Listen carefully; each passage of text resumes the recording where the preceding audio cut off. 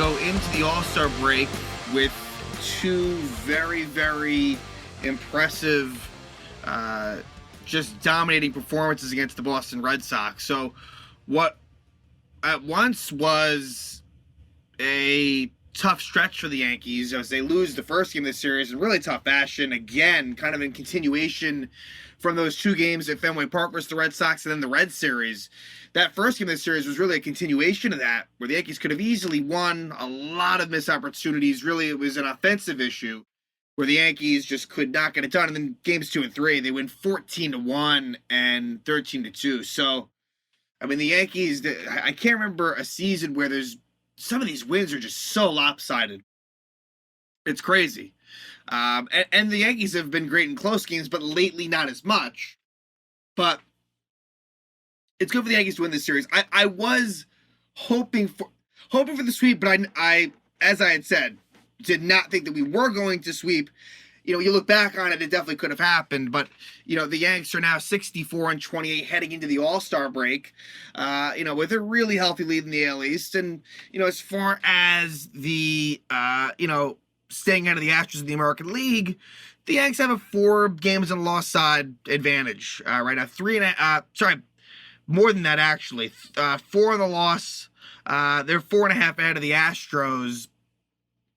And, with 2 big games against Houston coming up right out of the All-Star break, in a doubleheader, that should be very interesting. That'll be a very, very good litmus test where the Yankees, have lost 3 out of 5 to this point, but let's see how they do in that doubleheader. I'm hoping for improvement, but, excited to see what happens, in the All-Star game. 6 Yankees will be there. Although Garrett Cole, who pitched today and was just really, really, really good. Sometimes he looks like one of the best pitchers in baseball, and there is a consistency there where he is on track to be in that Cy Young conversation. Will he win the Cy Young? No, I don't think he will when it's all said and done, but certainly he will definitely be in that conversation as a potential finalist or some, just no walks, 12 strikeouts.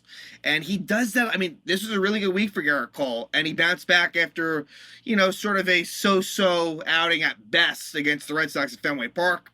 But really, for the Yankees, the bats came alive in a major, major way. And Matt Carpenter is really the headliner again. What he's done since he was picked up is nothing short of amazing. He was out of baseball, longtime St. Louis Cardinal. You probably thought his career was over, and he has just. These are all-star numbers, honestly, because the sample size, while small, for the season, since the point that it began, it's been incredible.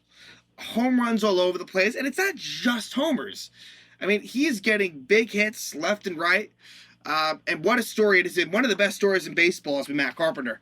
But for the Yanks, they lose game 1. And I got to say, a really, really frustrating loss. This was a matchup between Nate Eovaldi, who did not look good.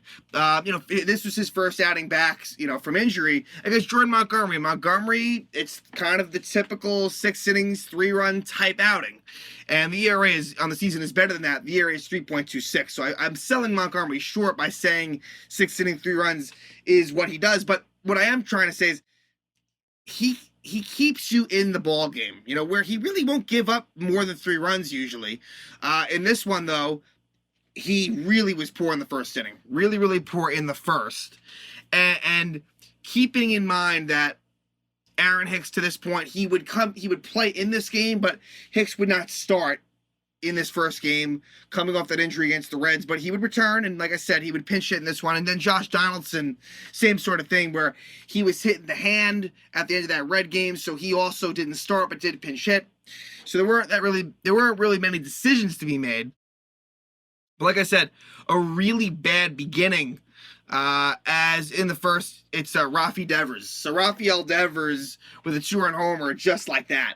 And Devers homer in the first inning of game 2 as well. Devers, the ironic thing is that Garrett Cole really shut him down And we'll talk about kind of the tone that was set in Game 3. But Devers with a big two-run homer, and then Martinez with a ground rule double, Xander Bogaerts single, first and third. But Montgomery stops it right there. That's a good job. 2-0 first and third, no out, and he doesn't give up anything else from there. Let's jump to the third. And it is a 1-out single for DJ LeMahieu, who has been very, very solid of late.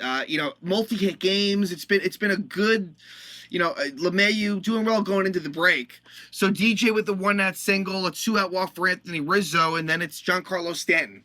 Stanton with a 3-run homer, his 24th homer of the season off of Nate Eovaldi.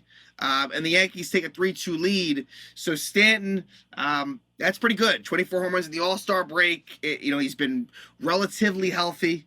Did have one little stint on the IL, but it's been a nice beginning, and we'll see him in the All-Star game. In the fourth, though, and this is a pet peeve of mine with Montgomery, where he'll give up, Yankees take the lead, and Boston ties it up, and it's a Christian Vasquez homer that ties it up at 3 in the fourth. So Eovaldi doesn't get through 5. And Montgomery goes 6. In the 7th, it's Aroldis Chapman. And look, Aroldis Chapman, he really just... you're better off without him. You are. Could he do well randomly? Yeah. But there's too much risk there. Clearly it doesn't make sense for me, the closer. And mentally and just... I don't know. To me, like Chapman, I think it'd be easier if he was off to the side. Bobby Dahlbeck homers off of Chapman in the 7th, leading off the inning to give the Red Sox a 4-3 lead. And it looked like the Yankees were going to go down fairly quietly. Wandy Peralta pitches a really good 8th and 9th to keep it at 1. So Peralta, 2 key innings. We head to the bottom of the 9th, and Tanner Houck comes on after Garrett Whitlock, the former Yankee, does a good job for 2 innings. Keeping in mind that in this game, the strike zone was really bad again, where there were a lot of low pitches, I would say low pitches that were called strikes. And that's, we've seen it throughout baseball, but a really, really, really bad job by DJ Rayburn, the home plate ump, and Aaron Boone eventually gets ejected in the 9th. We'll get to that. But at first, it's a pretty fortunate infield single by Gleyber Torres. And then during Matt Carpenter's at-bat is when Boone finally lost it. And he really lost it, and he gets thrown out of the game. And I don't blame him. There was another bad judge call. It was just pretty consistently bad. Matt Carpenter, though, as he does, I love his at-bats. He works at a nice, how many pitches was this at-bat? On pitch 6, he's hit by a pitch.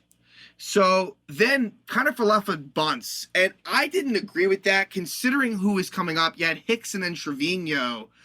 So you had Hicks and then Trevino. I know kind of love is a double play possibility, but I didn't like the bunt. To make matters worse, it was an awful bunt, but the Yankees got lucky. It's Tanner Houck. It's a throwing error on Tanner Houck as he tried to get the out of third, as he should have. It was a bad bunt. And they try to get the force at third, and Houck throws it away. Devers can't catch it. And so Torres scores, Carpenter moves to third, and you're thinking, all right, Yankees are on the way to a victory, but not so fast. Aaron Hicks is intentionally walked, and that leads to a bases loaded, no-out spot for Jose Trevino. Keep in mind that Marwin Gonzalez pinch ran for Matt Carpenter. That's overdoing it, and it did come back to bite them because that spot in the order came up later on. It's a runner on third, no out. And is Marwin Gonzalez that much faster than Matt Carpenter? I just, from a risk-reward standpoint, I believe it or not, there was more risk there, and that turned out to be true. But anyway, Jose Trevino, a really bad at-bat. Really bad at-bat for Trevino. The all-star. Lucky to be an all-star, catcher position's weak. And I like Trevino. It's been a fun story, but he's coming down to earth. Trevino coming down to earth, and this is a really bad at-bat where he's ahead 2-0, and he swings at a strike that, was out of the zone. It would have been 3-0. Then he swings at another one that's a little out of the zone as well. Tries to battle through.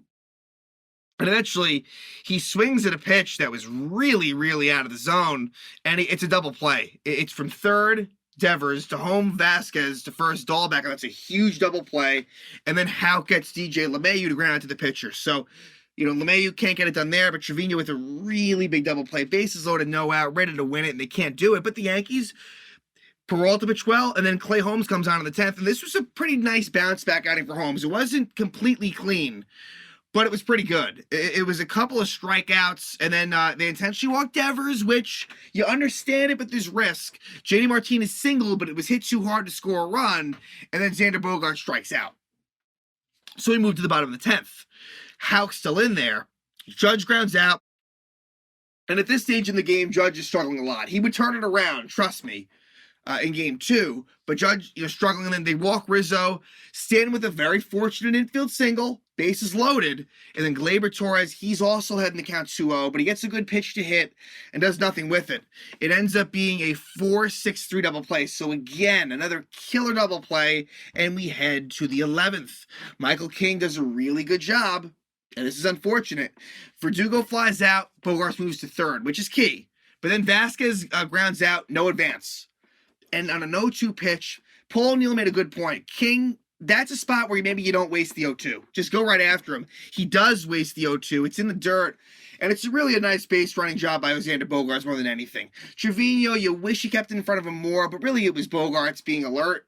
And he scores on a wild pitch, technically. And so the Red Sox take that lead. We go to the bottom of the 11th. Ryan Brazier comes on. Josh Donaldson pitch hits for Marwin Gonzalez. Again, you wish it was Matt Carpenter. It wasn't. And then Marwin Gonzalez, he might have been the better option over Donaldson because Carpenter, the lefty, maybe he just rolls one over to second and moves Gleyber over to third. Well, Josh Donaldson strikes out. Connor Falefa grounds out. And then it is Aaron Hicks, who's up 3-1 in the count. Doesn't take advantage of a hittable 3-1 pitch. And then on the full count, it's a half swing, and they say he went around. It was a clear ball. Bad job by Aaron Hicks. I do believe that it was the correct call. He went around and the Red Sox win. And at that point, the Yankees with a lot of tough losses. And this is another one. So 5-4 Red Sox, they win it. But now we head to game 2 and 3. And this is where the series completely shifts. Game 1, a lot of strategic, close action. Games 2 and 3 were a completely different animal. And it would be Nick Pivetta versus Jameson Taillon, a rematch of the Sunday Night Baseball game at Fenway Park. Well, one thing continued and one thing didn't. The continuation was Nick Pivetta pitching like shit. He was awful, but Jameson Taillon turns it around in a positive way and heads into the All-Star break with a 10-2 record. He must get pretty good run support, but look, 3.86 ERA. It was better earlier, but Taillon with a really nice outing. And then as far as, the players who sat, Joey Gallo, keeping in mind that in this game also Miguel Castro was placed on the injured list, and they called up Tim LoCastro. So the Yankees were rolling with 5 bench hitters. I wouldn't expect it to stay that way, although with the doubleheader, the Yankees will get an extra man on their roster. So you actually might see a continuation of 5 bench hitters. I could see that. So, like I said, no Gallo, and the other person that sat was Gleyber Torres. So no Torres and no Gallo. Trying to think if there was anyone else of relevance that didn't play. Because LoCastro got called up. So yeah, no Torres, no like I said, Gallo. But I think everything else seems to be the regular lineup. I'm probably forgetting someone, but no one I guess that was all that significant. So the Yanks, they win this game in convincing fashion, 14-1, and it started out bad. Rafael Devers hits a home run again to take the lead in the first inning, and you're thinking, here we go again. But it was at the bottom of the first, they really respond. And, eventually you get an RBI ground out by Josh Donaldson. So, not a great job by him, but look, it's better than the last game. So Donaldson is able to get, Judge home. And so you have a situation, and this is really the big blow of the game as it turned out. A 2-out, 3-run homer by Matt Carpenter makes it 4-1 Yankees, and they would roll. Taillon really settles in, and then the 5th, Pivetta would be knocked out. And Judge gets a leadoff homer that inning, his 32nd homer of the year at that time.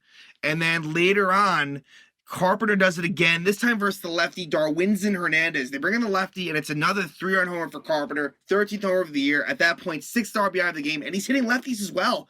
It's not just righties, he's hitting lefties too. And so the Yankees take an 8-1 lead. We go to the 6th. Caleb Ork comes on for Hernandez, and it's another home run for Judge. A 2-run homer for Aaron Judge, 33rd homer of the year, gives the Yankees a 10-1 lead. And then Ryan Weber, the former Red Sox, it's funny, I don't think he's a guy that you really trust. But, hey, 3 scoreless innings from Ryan Weber. And the score of the game is important. It's a 14-1 game, but still, he does what he has to do. And in the bottom of the 8th, the Yankees would score 4 more runs. And it would be off of Austin Davis. You get a bases loaded walk by Matt Carpenter. So that's 7 RBIs. Aaron Hicks reaches on a throwing error by Bobby Dahlbeck, which scores Giancarlo Stanton, makes it 12-1, and then a 2-run single by Isaiah Kiner-Falefa makes it 14-1. So a complete blowout. The major star, Matt Carpenter, and as well Aaron Judge. And Jameson Taillon was really good. So we go to Game 3, and it's more of the same, but what was, and then it's Garrett Cole versus Chris Sale. So name-wise, a pretty marquee matchup heading into the All-Star break. And, it was a big game for the Yankees. You want to feel good about yourself going into the break. And Cole was really just lights out. And Chris Sale didn't make it out of the first, but you feel bad. I mean, look, I don't like Chris Sale personally, but, he can't catch a break, no pun intended. And in terms of the bench in this game, no Gallo, but he would come in. No Stanton, no Donaldson. So those are the 3 players that were out in this one. And so the Yankees take an early lead. But what I want to note is that Garrett Cole kind of goes inside on Rafael Devers. He goes to the ground, and it kind of did set the tone for the game. And good job by Cole not to be afraid of Devers. Go after him. And he struck him out. Bottom of the first. You have a second and third one-out situation, and Gleyber Torres, it's a ground ball to Rafael Devers. Luckily, it's a throwing error on Devers as he tries to get LeMahieu out at home, unsuccessful in doing so, makes it 1-0 the Yankees. Then the next batter, Matt Carpenter, gets an RBI ground out, makes it 2-0, and then Aaron Hicks takes Chris Sale out of the game. It's a line drive smash by Hicks off of Sale's left pinky. It was pretty nasty looking. I mean, that was a fractured left pinky. It's an RBI single by Hicks, as it turns out, because the ball goes into the outfield, and it scores Torres, and the Yankees take a 3-0 lead. In the third, Cole would run into his one bit of trouble, and it would be a 2-run homer by Jeter Downs. So, ironically, Jeter, with his first one of his career at Yankee Stadium, 2-run shot off Cole makes it 3-2. But the Yankees in the fourth explode. Totally explode, and this is how it goes. Tim Locastro lead off single, and Tim Locastro really had a very, very good game. And so Locastro singles, steals second. Higashioka, it's interesting that I'm surprised that this was called a single. I thought this would be called a fielder's choice. It's a Higashioka infield single where Bogaerts tries to get Locastro out at third, but Bogaerts fumbled it. So if he comes with that cleanly, they might get the runner out. So I'm surprised that he got a single there. Anyway, it's an RBI single for DJ LeMahieu, RBI single Aaron Judge, and then Jake Diekman comes on for Ryan Brazier, and it gets even more ugly. Eventually, you get a 2-run double by that guy, Matt Carpenter, an RBI single by Aaron Hicks, a sac fly by Isaiah Kiner-Falefa, and a 2-run homer by Tim Locastro. So a hell of an inning for Locastro. Leadoff single, he gets a steal, and then he gets a 2-run homer later on. And Jake Diekman, really, really bad. And so it's 11-2 Yanks at that point. Cole ends up going 7 strong, like I said, no walks, 12 strikeouts, only allowed 4 hits. Really, really good stuff. Garrett Cole, the numbers are impressive. And so we go to the 7th, and funny enough, it's off John Schreiber, a 2-run homer for Joey Gallo, who came in the game as a replacement because it was a blowout and Gallo homers. Honestly, I didn't want to see it, but it shouldn't matter. Look, Gallo should be gone at some point. You like to think this home run won't negatively impact that, but Gallo needed it. Totally meaningless spot, but he homers, makes it 13-2. In the 8th, Lucas Licky pitches a 1-2-3 inning, and with Licky, it's so frustrating. When the game means nothing, he's great, and when the game's in the line, he's terrible. Then in the 9th inning, Jonathan Loaisiga comes on, and it was he gets a couple of strikeouts, a couple of hits as well, but he throws a scoreless inning, and so the Yankees win it 13-2. Really, really impressive. 14-1 and 13-2. And now we head into the All-Star break. Like I said, a 2-game doubleheader versus the Astros. It sounds like it's going to be Montgomery and Taillon are going to be the starters for that game. The Yankees got to be ready for that. And even the players that were in the All-Star game, you got to be ready for a very important 2 games against the Astros. Then after that, it's a 3-game set at the red-hot Baltimore Orioles. So that will be an interesting atmosphere. And we're 2 weeks away from the trade deadline. 2 weeks or so from the deadline. So I'm very excited to see what the Yankees do. But 64-28, a really good first half plus of the season. There was a little bit of a blip there earlier in the week, but the Yankees have seemed to kind of rectify that. And we'll see if they continue it when they face off with the Houston Astros. And I can't wait for that. That's going to be fun, and this should be a pretty fun second half, and we'll see where the Yankees position themselves as they very, very likely head into the playoffs.